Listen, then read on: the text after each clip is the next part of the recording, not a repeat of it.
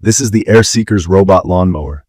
It has the stance of a tiny ATV, and it looks more like a piece of smart equipment than a traditional yard tool. The footprint is compact at about 28 by 18.5 inches, and it's hefty at around 52 pounds, which actually helps it stay planted on uneven ground. From my experience, that aggressive tread and higher ground clearance matter more than you'd think when the lawn isn't perfectly flat. Key features I noticed right away were the AI vision system with optional RTK, the flow-cut mulching chamber, the 21.9-volt 15,000 mAh swappable battery rated at 328.5 watts, and the adjustable cutting height from 1.18 to 3.54 inches. For anyone new to this tech, the camera system uses visual mapping to figure out where it is and avoid obstacles in real time. RTK is a satellite-based add-on that tightens positioning down to a few centimeters when you need extra precision. AirSeekers markets up to a 65% slope capability and support for lawns up to 2,400 square meters. In my yard, the slope performance is the standout. It climbs without drama, where some belt drive mowers start slipping, and it does it with steady power from the brushless motors.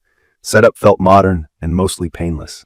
I paired it over Bluetooth, let the app push a firmware update, and then drove it along my boundaries in manual mode to create a virtual fence.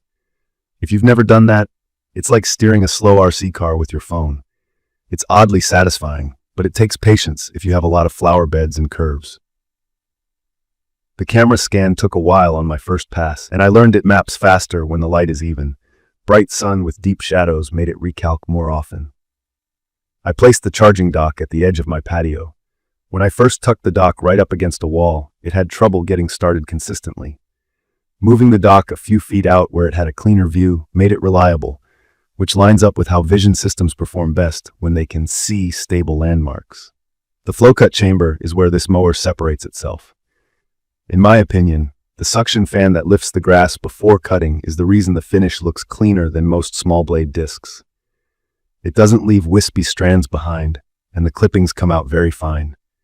That mulch disappears into the lawn and helps with moisture retention, which I noticed after a couple weeks of regular runs because the lawn looked more even between waterings.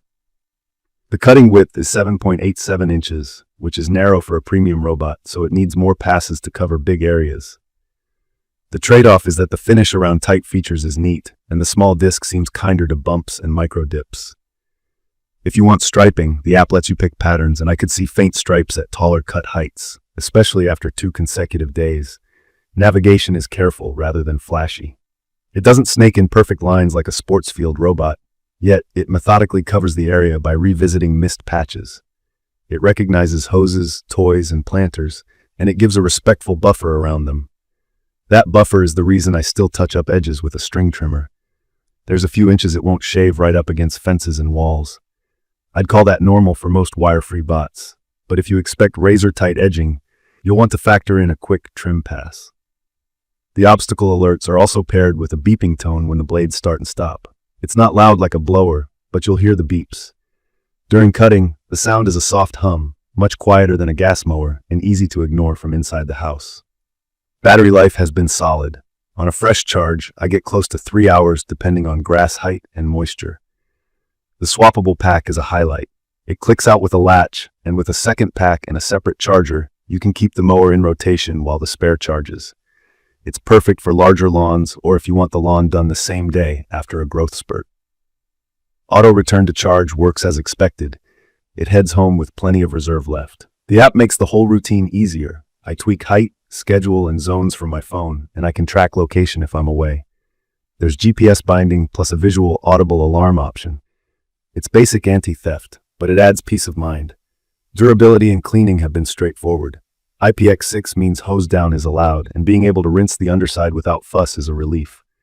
I flip it off, pull the battery, and rinse grass out of the chamber and wheels. The blades are small, pivoting razors that I swap seasonally. The upgraded blade design does create finer clippings, but like any razor blades, they're consumables. The body is held up to scraping a rough stone border without cracking. The finish hides scuffs well. Not everything was smooth. In my clay-heavy patch, when it turned to soft dirt after rain, I could get a spin out and a warning to assist. Once the ground firmed up, that problem went away. The angled front wheels, which are designed to ease turf stress during turns, feel great on curves, but on long straight lines, they can introduce a hint of drag in lush, thick grass. It's subtle, more of a you notice if you look for it thing, not a showstopper. When I tried mowing in a light drizzle, the rain sensor sent it home.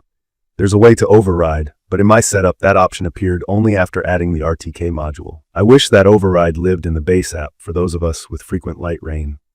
About coverage claims, the 1,400 square meter rating makes sense over a schedule rather than a single charge. From my experience, one charge comfortably handles a mid-size lawn day to day, but if you're near the top end of that rating, plan to use the scheduler or the spare battery approach. The slope rating is legit. I have a section around a 30-degree angle, and it climbs it confidently if the grass is dry. Traction drops when the soil is muddy, which is expected. The brand itself is newer, and I had my own hesitation. I care about long-term support and parts. So far, the app has seen regular updates, and the mower has improved at redocking and boundary recognition since my first week. I did a support ticket for a question about a minor calibration, and I got a reply the next day with a clear step-by-step guide. That gave me some confidence, though I still think buyers should factor the newness of the company into their expectations compared to legacy yard brands. It's perfect for someone who wants wire-free setup, a cleaner finish from a mulching chamber that actually lifts the grass, and strong slope handling. If you're picky about edges or you have very tight corridors tucked against walls, be ready to do a little trimming and to experiment with dock placement. The narrow cutting width is a compromise you accept for cut quality and obstacle agility. If you value quiet operation, phone-first control, and the option to swap batteries rather than wait on a charge cycle, this checks all those boxes. I'd recommend this for medium to large lawns with open runs and a few slopes, for owners who like to control zones and height from an app, and for anyone who appreciates a mower that's easy to rinse clean. If your yard is mostly soft soil, or your only good dock spot is jammed against a wall under heavy eaves, test placement carefully. In my opinion, the strengths around cut quality, battery strategy, and slope ability outweigh the quirks, but the quirks are real and worth considering. In conclusion, the AirSeekers Robot Lawn Mower delivers a smart, wire-free mowing experience with a standout mulching system and legit hill skills, balanced by edge trim needs, careful dock placement, and the realities of a newer brand. From my experience, it's a capable daily mower that keeps the lawn looking consistently fresh with minimal intervention once you dial in the map and settings. I'll leave the details about the AirSeekers Robot Lawn Mower in the comments for you to check out. See you in the next video.